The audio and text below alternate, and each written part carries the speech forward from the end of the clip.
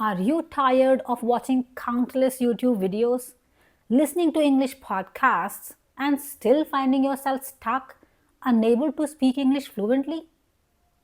If that sounds like you, don't worry, you're not alone. It used to happen to me as well. And guess what? You have just found the solution you have been looking for. Hey everyone, this is Priyanka Chaudhary and welcome back to my channel. In today's video, I am going to break down exactly why you are struggling to speak English fluently, even after consuming so much content. And most importantly, I will give you practical solutions to fix it. And trust me, if you stick to the tips I share today, nothing can stop you from reaching your goal of fluent English this year. So, are you guys ready to take that first step? Let's dive in. First and foremost, stop consuming and start producing English as much as possible. Now, what do I mean by consuming and producing English? Let me clear this first. Consumption means when you learn English by watching and listening to English content passively and not contributing anything in return. On the other hand, production implies stressing more upon speaking English and writing as well. When you speak and write, you become an active learner and hence you see the better results. That's the reason I'm insisting you to become an active English learner rather than passive one. Think of it like learning to swim. You can't just watch swimming tutorials and read books that teach swimming techniques. To learn swimming, you have to jump into the pool. Similarly, start speaking, writing, and actively using English every single day. The more you produce, the faster you'll improve. Writing is an underrated but powerful tool to boost your fluency. You know what? We hardly write anything in English. We don't give it that much importance. We think, how come writing assists us in speaking English? My dear friends, writing forces you to organize your thoughts in English, strengthening your vocabulary and sentence structure as well. In addition to this, it reinforces you to know the right spelling of words.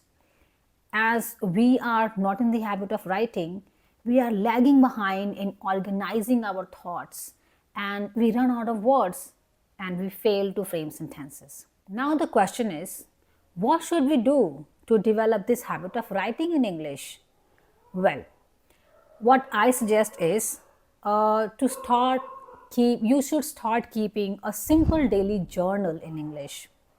I'm talking about journal, not diary. Both the terms are different, not the same. Now let's understand that how these two terms are different. A diary is a book where you note down important things to keep track of them. On the other hand, a journal is a personal record where you can open your thoughts, observations, and experiences. In diaries, we usually have dates assigned for pages, 1 page per day or 1 page per week.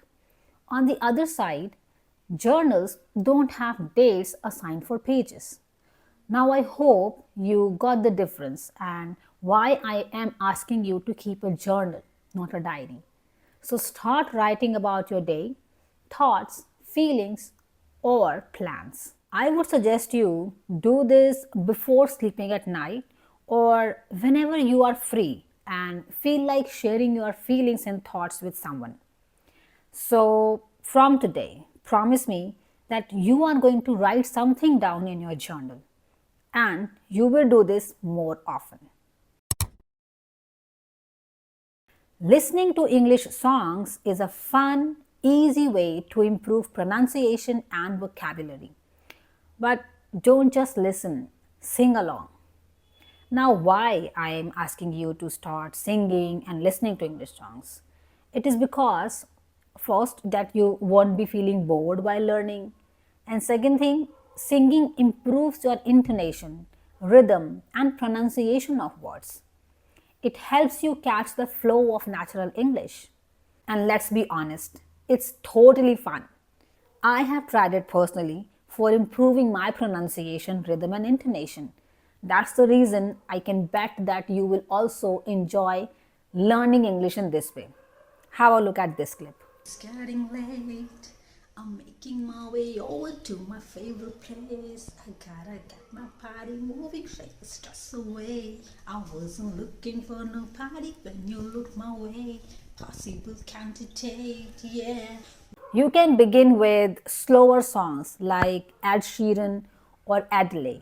Then work your way up to faster tracks and make it part of your daily routine. Trust me, you will fall in love with learning English through this way. Now, let's talk about the most important skill, speaking.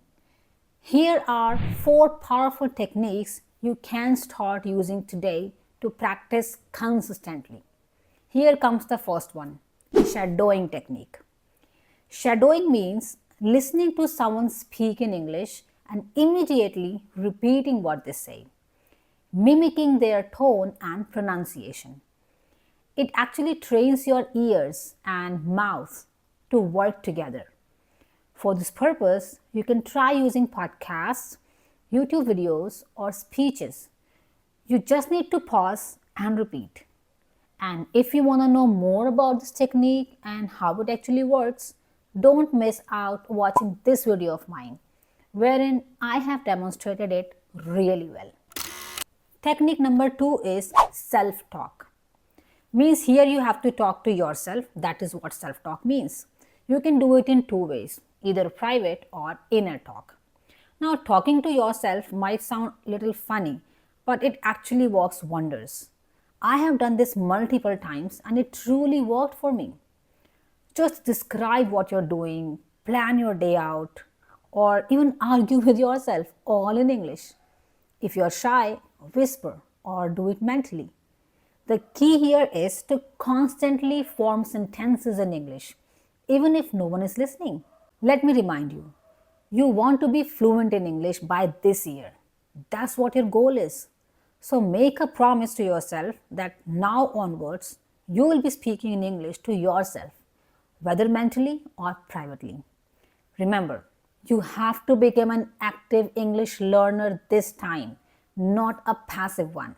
So keep that in mind and keep reminding this to yourself that you have to be an active English learner. Now here comes third technique of speaking. Answer 10 descriptive questions daily. Descriptive questions. All right. So this is gonna be the most uncomfortable part, I know. And taking up challenge actually helps you learning something. So just challenge yourself to answer these 10 open-ended questions every day. For instance, what did you do yesterday? Describe your favorite place, or what are your goals for this year? Or why do you want to be fluent in English? These all are descriptive questions. Try to answer these questions, all right? And answer these questions in a descriptive way, not in just 1 or 2 sentences. Describe it more. Answering these questions will actually push you to think and form longer sentences. That's the reason I am asking you to start answering descriptive questions, all right? And do this every single day. Use ChatGPT or other language apps. So, here, lastly, take advantage of technology. Chat with AI tools like ChatGPT or use language learning apps. Have a conversation with these apps and ask questions and get corrections. You don't even need to pay a single penny for this free AI English tutor, which is always available and have no excuses. Watch out these videos for having a better understanding to use ChatGPT. Now, That's all I wanted to share with you today. Remember, fluency isn't magic, it's the result of consistent practice. In 2025, make the commitment to produce more English every day. I hope you found these tips really insightful. If it is so, give it a big thumbs up, subscribe to my channel, and share this video with your friends and relatives. Thank you so much for joining me till the end. I'll catch you in the next video. Till then, bye bye.